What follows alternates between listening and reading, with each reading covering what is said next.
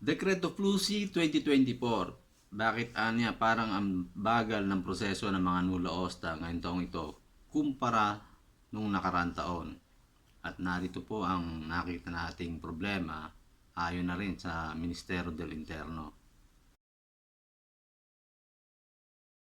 Ayon po sa Ministerio del Interno, nagkaroon po ng suspension o technical problem simula noong 22 April hanggang ikasampu ng Mayo.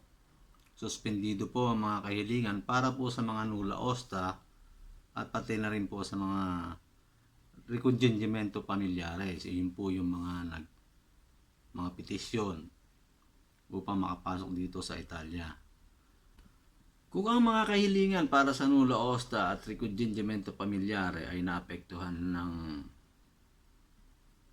pagkakaroon ng technical problem, posible rin po na ang releasing ng mga nula osta ay maapektuhan din. Dahil ito po ang mismong site ng Ministerio del Interno upang kayo ay makapag-request ng nula osta. Nakalagay nga po dito 14 working days. So napakatagal na po nung panahon na yun para makagawa ng napakaraming nula osta o makapagbigay ng mga email. Kaya maraming mga Pilipino dito nagtataka kung bakit napakabagal ng proseso ng releasing ng nula osta. No? Yun po pala ay meron na pong problema sila sa kanilang site. At yun nga po ay sa pagkakaroon nga ng kanilang technical problem, naaapektuhan na rin nga po yung releasing. Ang Ministerio del Interno ay nagumpisang mamahagi ng nula osta noong Mayo. At yan po ay may patunay at makikita naman po natin yan sa comment section ng aking mga vlog. At ayon nga po dito ay may mga natitirang mga kota pa na hindi na ipamahagi sa antas ng teritoryo at mananatili sa pagtatapon ng ministro na magtatalaga sa kanila ng kasunod na tala batay sa mga partikular na kahilingan natanggap sa one-stop shops para sa immigration. Kaya dun sa mga nagtatanong kung tapos na po ba ang pamimigay ng mga nula osta ngayon 2024, hindi pa po yan tapos. At makikita naman po natin na ito po ay mismong site ng Ministerio del Interno. At sila nga po nagsasabi na may mga kota pa na hindi na ipapamahagi. Ito po mga natitirang kota ay hindi po ito para sa mga malalaking city kagaya ng Roma, Milan, Bologna.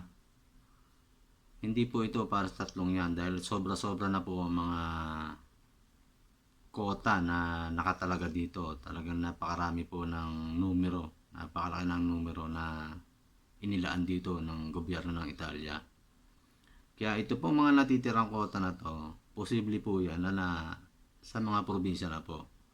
Sa mga nagdaan ko pong mga vlog ay nabanggit ko po doon na ipamamahagi sa mga probinsya. Ang hindi lamang po namin matiyak ay kung saan probinsya ang target ng gobyerno ng Italia. Pero ayon po sa mga impormasyon na nakikita ko po dito sa mga website, ay nangangailangan po ng maraming trabahador partikular na sa agrikultura at pati na rin po sa mga badante sa mga parteng probinsya dahil ang mga matatanda po kasi dito sa Italia hindi na mintis pa silang manatili dito sa Milan. Umuwi na po sila sa kanilang mga probinsya at doon na rin po sila naninirahan ng matagal. Pagka sila po ay nagpe-pensyon na, umuwi na po sila sa kanilang probinsya. At ang agriculture naman po dito, ang trabaho sa agriculture ay ayaw ng mga Italiano dahil napakabigat naman daw. Mabigat na trabaho nga raw ang sa agriculture. Kung makikita nyo po sa screen, dito po ay sinasabi na 54% na dumande o request para sa nula osta ay nanggaling sa South Italia, south part ng Italy. Ang Milano po ay north. So, ibig sabihin po niyan ay nasa mga parting probinsya na po talaga maglalabasan itong mga nula osta. At hindi na po maglalabas dito sa Milano o parting norte. Dahil mas marami po ang naging request na mga galing south. Pero bagamat malaki ang porsyento ng mga request na nanggaling South Italy. Wala po silang binanggit kung saan probinsya ba ang target nilang bigyan ng mas malaking kota.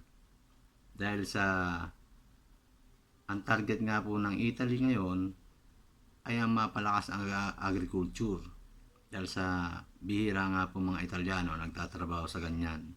Halos karamihan ay mga immigrants na mga nanggaling sa iba't ibang bansa. Gusto ko pong gawing halimbawa itong probinsya ng Puglia.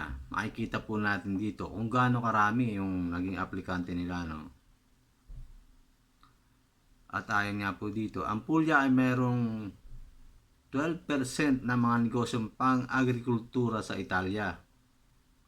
Sipin nyo, Puglia pa lang po yan. 12% na sa agriculture nila.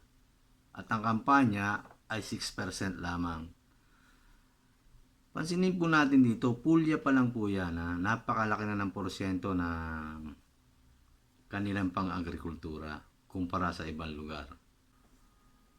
Kaya sa mga kababayan natin na nakapag-apply diyan sa parting probinsya ng Italia, lalo-lalo na sa parting south ng Italy, no? Hintay-hintay lang muna tayo ng konting panahon dahil na nakita naman po natin na nagkaroon sila ng technical problem, as in 2 weeks pa, 2 weeks na working days. Kaya medyo talagang matatagalan ang paglabas ng Nulla Osta ngayon kumpara sa nung nakaraang taon. So hanggang dito na lang po muna at wag po kayong mag-alala dahil tututukan ko po itong Decreto Plus na ito. Maraming salamat po.